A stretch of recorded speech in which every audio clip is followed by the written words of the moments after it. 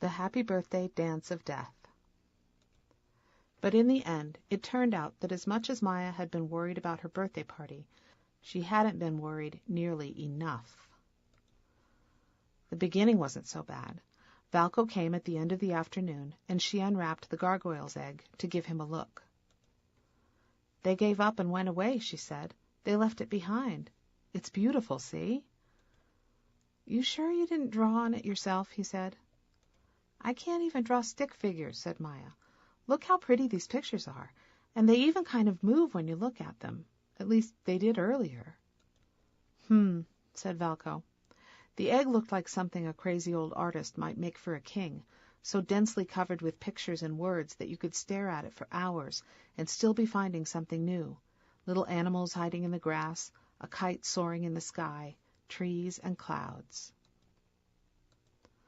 All frozen in place, Maya noticed, at the moment.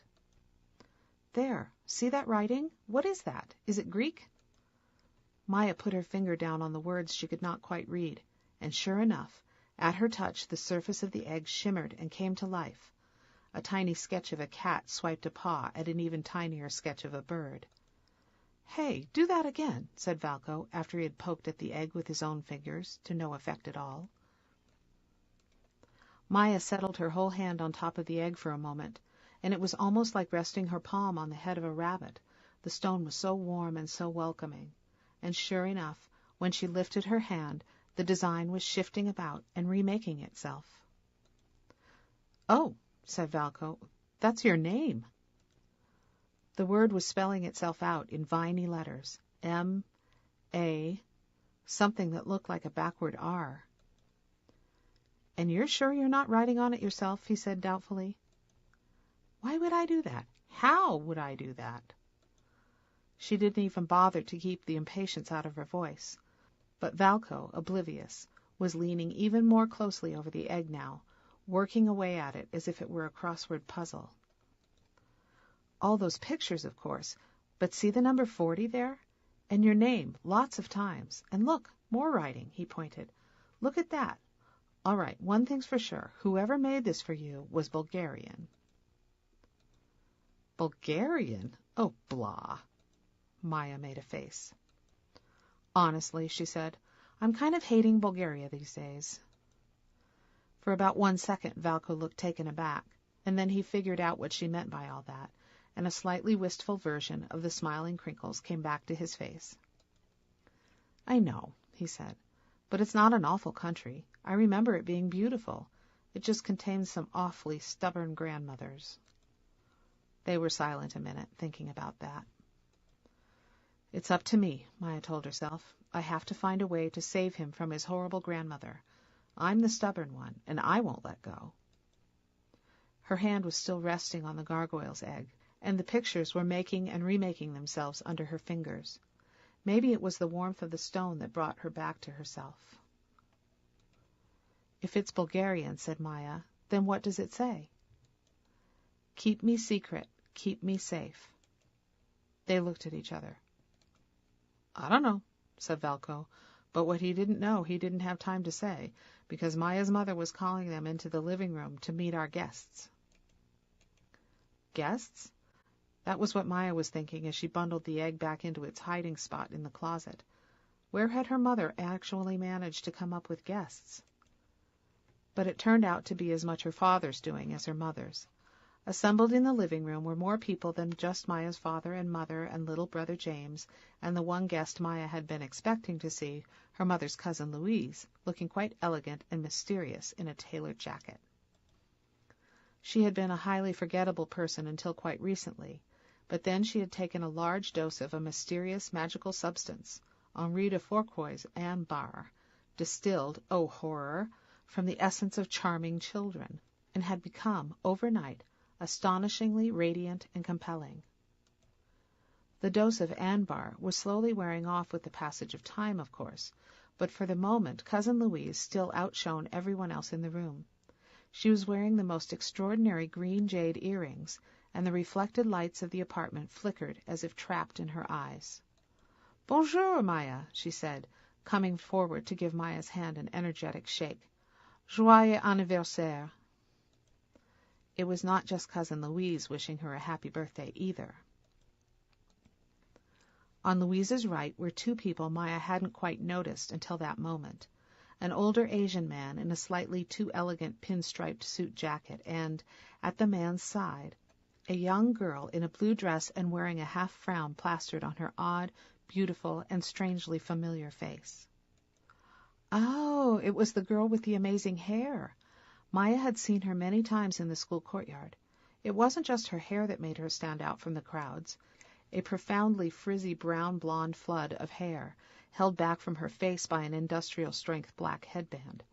It was the way she stood so tall and proud out there on the concrete of the yard, even though she must have been one of the shortest, youngest kids in the whole school. You noticed that sort of thing when you yourself spent whole recesses hunkering down in the shadows, feeling very American and out of place, and trying not to be conspicuous. "Salut, Pauline," said Valco, who had already cheerfully shaken hands with Cousin Louise and the well-dressed old man during the time Maya had been thinking about courtyards and recesses. Sometimes Valco's embassy upbringing welled up in the most impressive ways. Now he was kissing the frowning girl's cheeks, left side, right side, the traditional French pattern. The girl's frown faded just a little. "But I did not know you would be here, Valco," said the girl in French. "You've gone nowhere for vacation?" "No, never vacations for us," said Valco with a smiling shrug, and to Maya he said, "This is the astonishing Pauline Vian. Have you two met yet?" "Not yet," said the astonishing Pauline Vian, her frown becoming a shade friendlier as she reached out to shake Maya's hand. "You are the American girl. I am with Valco in many classes this year, since he is actually quite clever." It was all Maya could do to keep from gaping. She was not used to people in any country anywhere who talked as bluntly as this tiny, frowning Pauline Vian. "It was in the cafeteria at work," said Maya's father, beaming proudly. "I found myself eating at a table with the head of the lab, Monsieur Pham, here, and it turns out he has a granddaughter almost your age, Maya, and at your very school, too. Can you imagine? So, of course, I thought of your birthday." No, she could not possibly be 12 or 13, not this tiny little girl with the amazing hair. "What grade are you in, Pauline, dear?" asked Maya's mother from her chair in the corner of the living room. "Same as us, Mrs. Davidson," said Valco. "You skipped a year, didn't you, Pauline?" 2 years, said Pauline, and she added a crisp edge to her frown. "Our little Pauline, 11 years old, and the best student in the collège." So that was her grandfather. They did resemble each other just a little, around the eyes, though one was smiling as if pride might just burst right through his skin, and the other frowning just as hard. "Physics, we think," said the proud old man. "She can already work equations like you would not believe, this one. Although she would also be a fine historian, wouldn't she? The talents of 4 continents, all combined in our Pauline." "But that's of absolutely no consequence, all that physics and history," said Pauline Vian, her frown so deep that whole textbooks could fall into it and never be seen again. "Since my vocation lies elsewhere." A perplexed silence fell over the room for a moment, while those who were not native speakers of French tried to figure out what this little girl and her grandfather had actually been arguing about, or in some cases what the word vocation was supposed to mean. It was not a very long silence, because Maya's little brother James, who was still only 5 and thus tended to produce loud noises when doing even quite ordinary things, went bounding over to Maya, one of his hands clutching something colorful and slightly grubby. "Happy birthday, Maya! Can you open my present now? It's a real present. Open my present." Enough people laughed to break the general spell. Maya's father went into the kitchen to get some more glasses, and Maya sat down in the nearest chair to pay proper attention to the package James had just handed her. "You didn't have to get me a present, you know that," said Maya. James grinned at her. "I found it," he said. "I actually found it this very morning. It's a really good present." He leaned against the chair while she took extra time with the wrapping paper, just so James could savor every second of it. "Is it maybe a very large book? Or a helicopter?" she asked, and he laughed.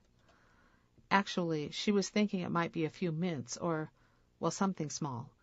But she kept working away at the layers of crumpled paper and tape, until something round and gleaming dropped into the palm of her hand.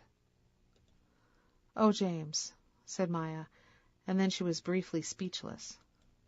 "Look, look, do you see? It has a salamander on it. It's a real present." A real present. In fact, she couldn't help herself. She shivered. It was the very button she had thrown away, whenever that was, yesterday morning. She had thrown it away to show the Gargoyles and the Shadow and the Medusan stationery that they could not tell her she was bound to do anything, that she was free. But here it had come back to her in the hands of her brother. "Do you like it?" "It's a beautiful button, James. Where did you find it?" He put his mouth to her ear. "In the courtyard, by the trash cans," and giggled. "And it's not a button anyway," he added. "It's lots specialer than that. It opens up, see?" He took the button back from her and tapped some little latch on it that Maya had not seen before, and the top sprang open, like a locket. "How strange," said Maya. "Is it a watch, then?" "Looks more like a compass," said Valko, who had come over to look over Maya's shoulder. Maya remembered then, with a twinge of guilt, that she had never quite managed to mention it to Valko, this not exactly a button that the ebony bird had spit out into her hands. But the needle's not pointing north. Maybe it's malfunctioning. It didn't want me to tell him, thought Maya, and felt trapped all over again, just putting her way down the clockwork path. James, however, was beaming around at them all, happy his present was turning out to be so very interesting. "There's writing on it, too," he said, "on the outside and the inside. It's hard to read. Maybe it's in code." Maya was already holding the non-button up to the light to see what the words were, scratched into the side of the metal cover. Forêt de Bière. The name of a forest. That didn't make any of this any clearer. "Well, thank you, James," she said. "That's really sweet of you to give me a present." Inside Maya, it felt like a thin vein of ice had formed in her gut, though. She had wanted to be free. Maya's mother broke the spell by giving Maya a kiss and slipping her a little box of her own. "Something very old, darling girl," she said. "My mother gave this to me when I was 13, and she had it from an aunt or great-aunt who had no daughters of her own. A bracelet, quite simple and lovely, with one milky stone set in it." "That's an opal. Can you see the colors hiding in it?" said Maya's mother. "Our family stone," said my mother. "More than one thing at once, you see. Water, stone, and light, all mixed up together, like a rainbow in the fog. Wear it and be happy." She fastened it on Maya's wrist, where the stone winked in the light, shy and mysterious. They watched it glimmer for a moment, Maya and her mother. "Oh, and it comes with a choice." That's what she said when she gave it to me. And Maya's mother gave a surprised little laugh. "Isn't that funny? I'd forgotten that completely. It was so many years ago, you know." "Choice?" said Maya. "What choice?" A light flickered for a moment deep in Maya's mother's eyes, an old fire made of more than one thing at once and seen from far away, the hint of a light, and then it faded again. "No, I can't remember," she said. "Memories can be pretty shy creatures, can't they? Just the merest glimpse, and then they're gone." On the other side of the room, Cousin Louise was talking very earnestly to Pauline Vian, and Maya's father was just now coming in with the cake. "Happy birthday to you, happy birthday to you." They sang it in English, they sang it in French.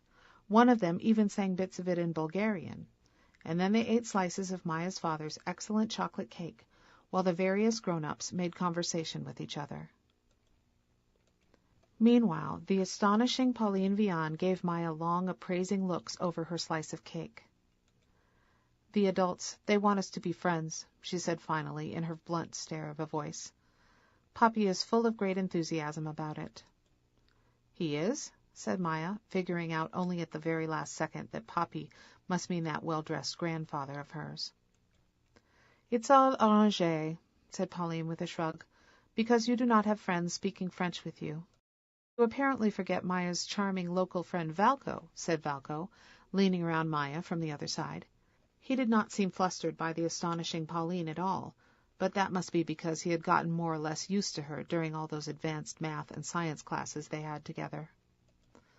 But no, said Pauline, I am not forgetting you, Valko, but you speak English to Maya all the time, and so her French cannot improve, can it? Whereas I will not speak English to her at all, because, for one thing, I only know 1, 2, 3 in English. You'll have to know more than that by the end of the year, said Valko. English was part of the big final exam. Exactement, said Pauline. For preparing for the exams, Maya's mother will teach me English, and in exchange I make Maya speak French. That is Puppy's plan. She set down her fork. But my plan is different, she said, and for the first time a glint of something less frowny came into her eyes. It is all about the violin.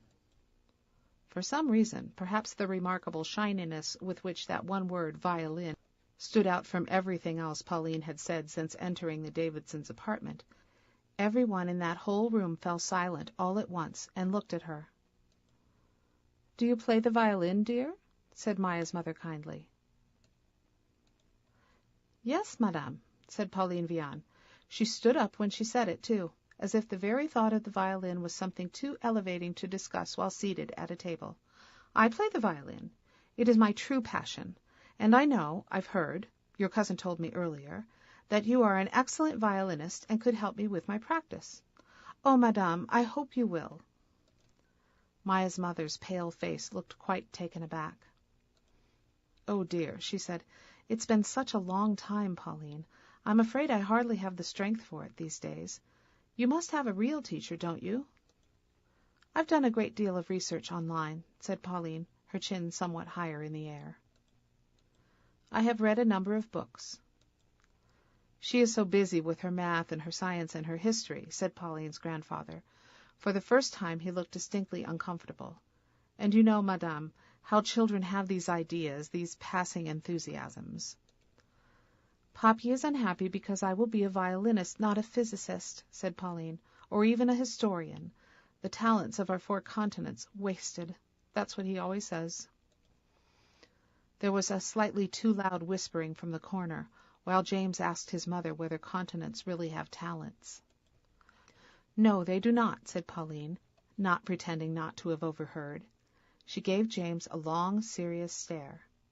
"Poppy means my various grandparents come from many different places in the world, and that must be better than having grandparents who come from one single place in the world, but of course that is not necessarily true.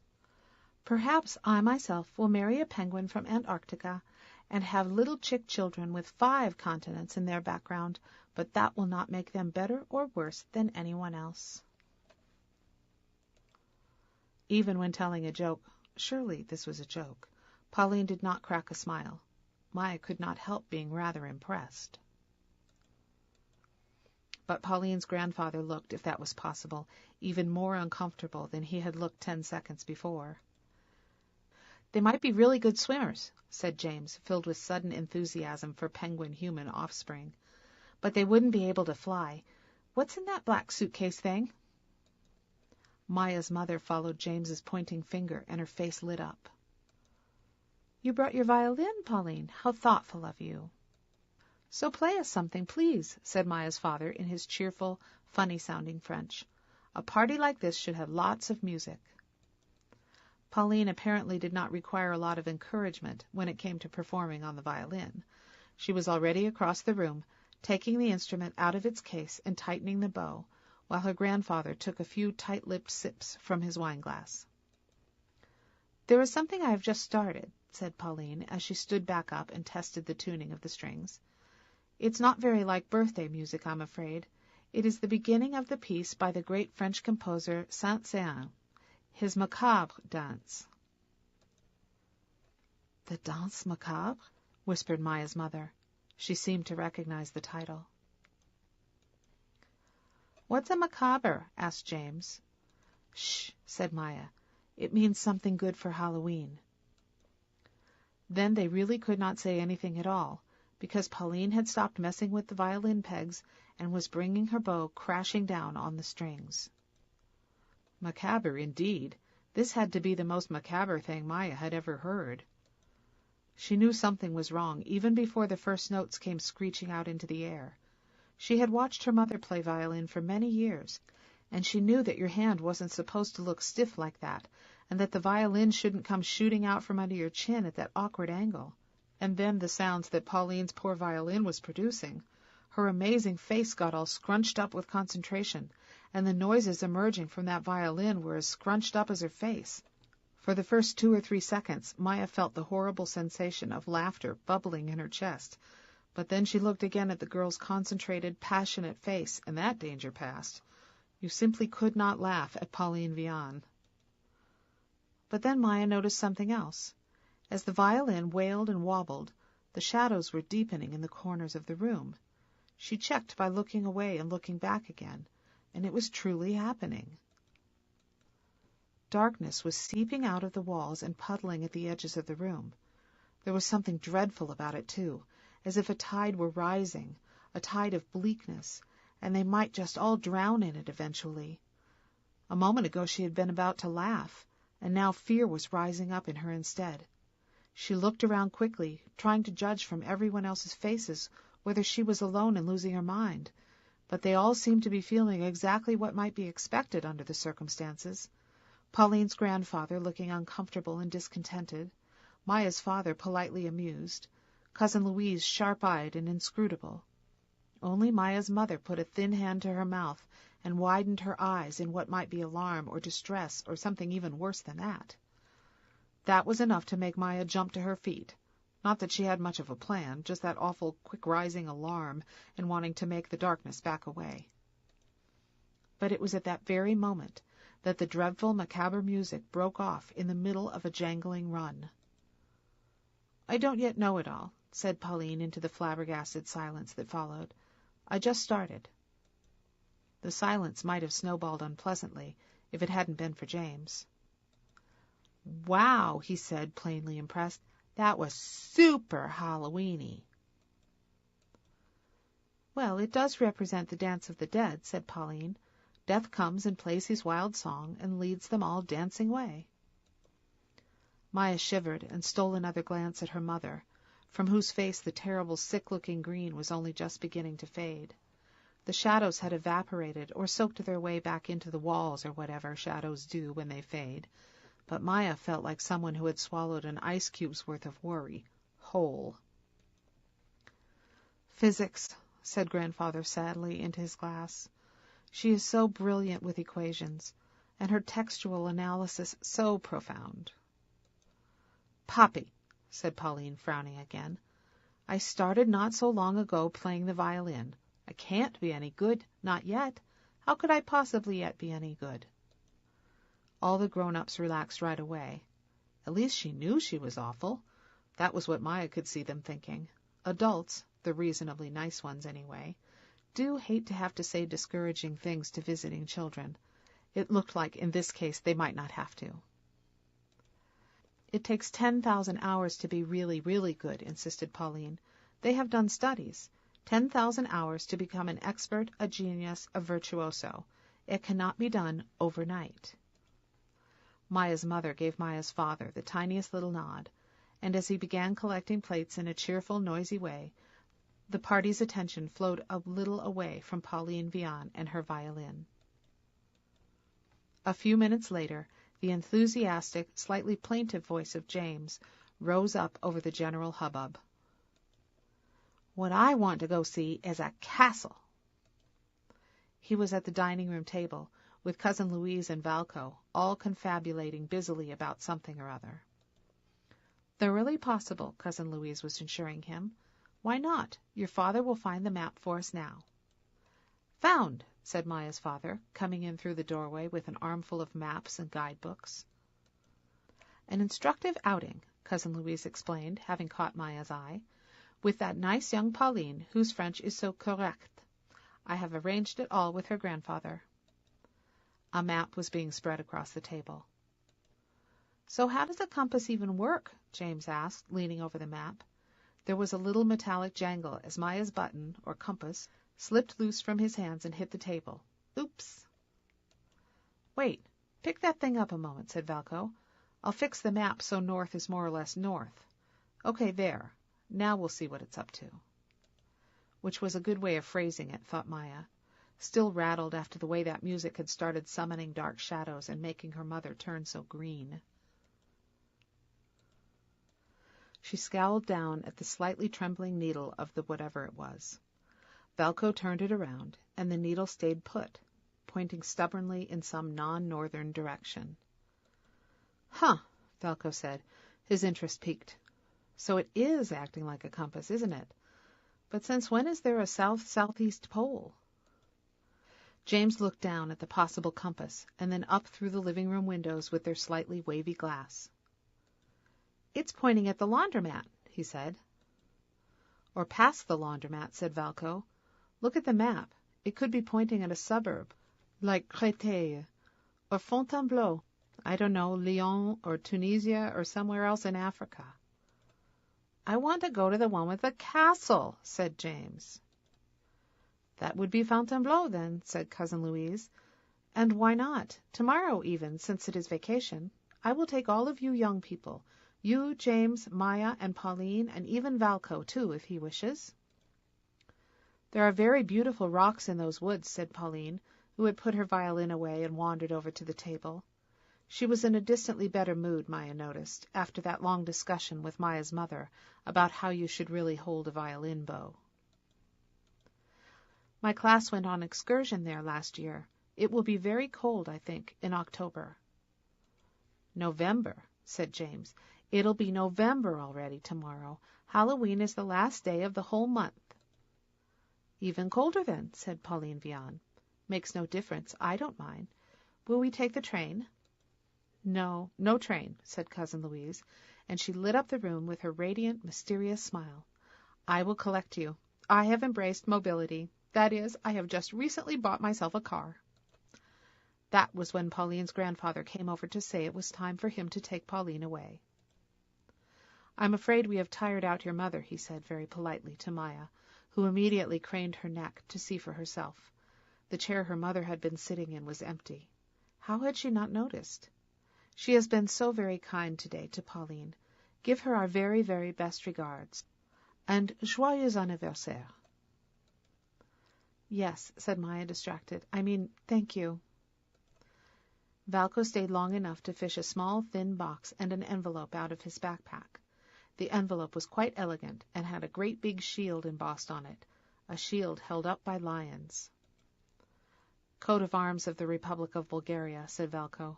Don't be too frightened. It's from my mother. Your mother? No, don't look like that. She's inviting you to dinner at the embassy, some sort of cultural awards thingy, the week after next. Here, open the box. It was a flashlight, little and sleek and cobalt blue. I figured you have enough shadows around you, said Valco, and his smile, since he of all people knew how much Maya worried about her mother, was kindness and sympathy all the way down. This is for scaring them off. There was probably something eloquent a girl should say when a friend has just given her something as surprisingly perfect as that flashlight, but Maya just stood there and was happy. You could bask in that sort of happiness for quite a long time before you'd want to turn the page and move on. Then she noticed that Valco was letting the toe of his shoe trace out a little circle or two in the hallway floor, like someone with something to say. Her heart did a little tippity-tip. You know, he said, and then stopped and laughed at himself. What?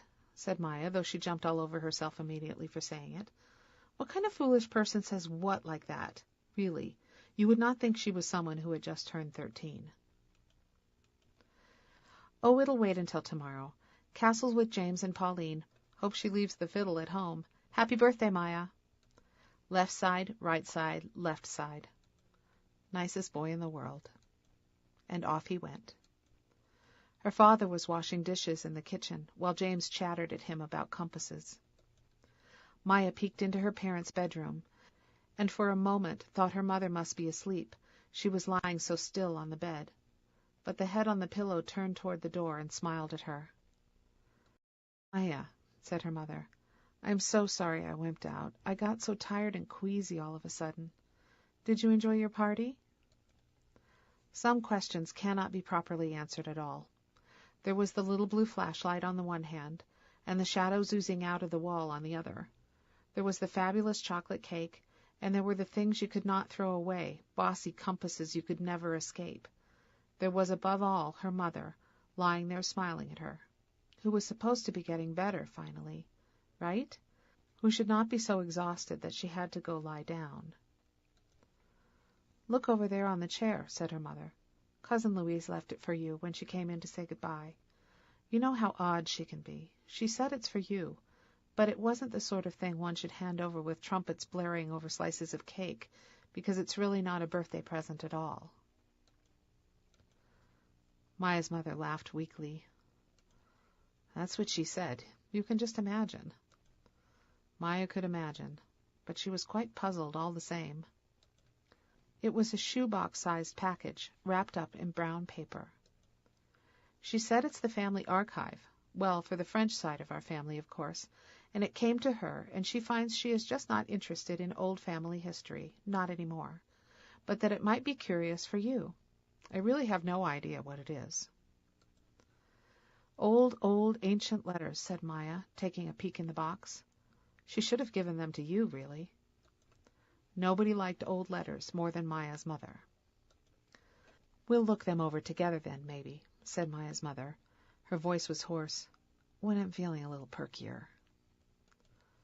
"Mom," Maya started, but it was hard to go on. Her mother made a little gesture with her thin ghost of a hand. "Don't you worry about me, Maya," she said fiercely. "I won't have you worrying about me.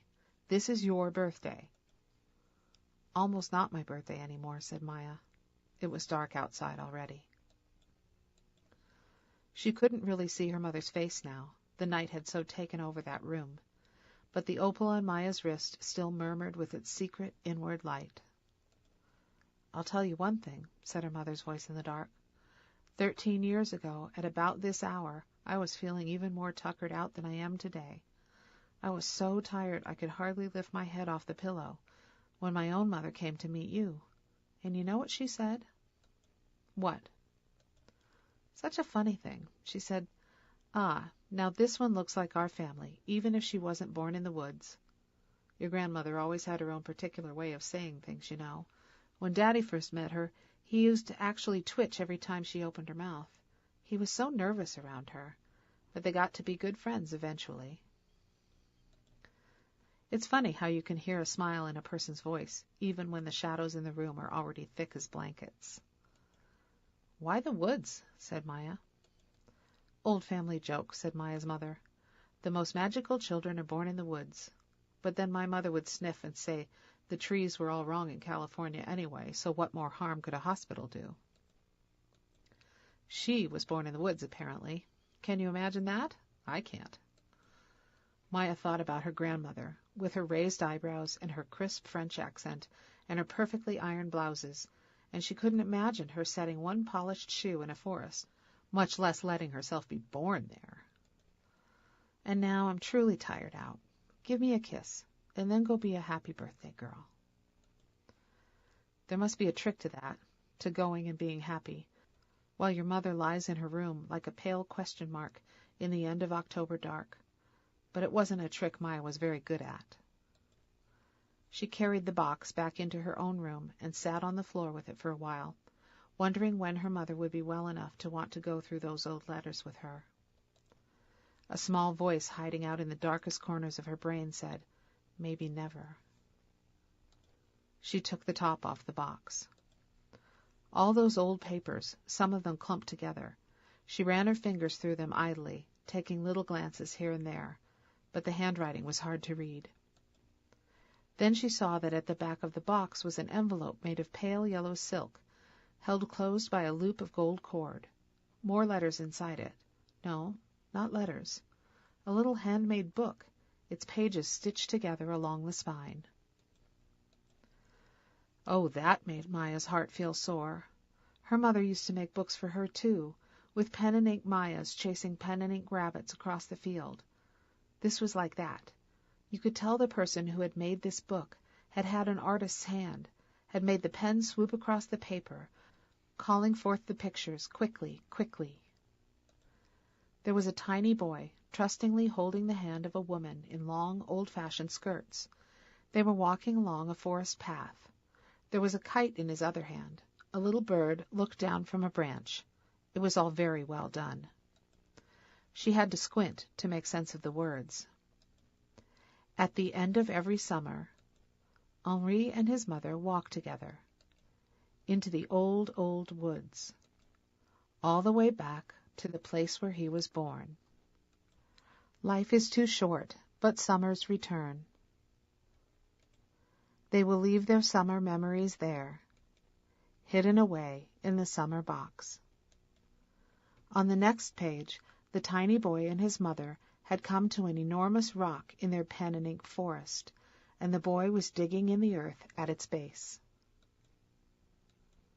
"So, what's a summer box?" said Maya to herself, full of curiosity and suspicion.